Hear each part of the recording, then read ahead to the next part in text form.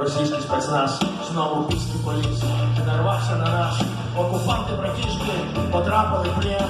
Хабаровск, Тагил, Сыктывкар и Тюмень. Что опять из Сибири? Нет, Нижний Урал.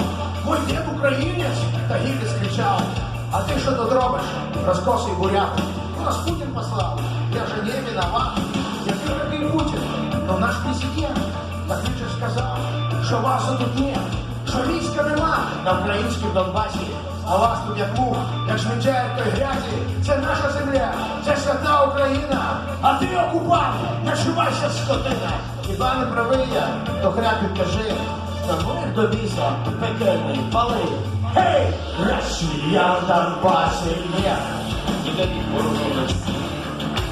Заряджаєм кулемет. То якісь безродні тварі.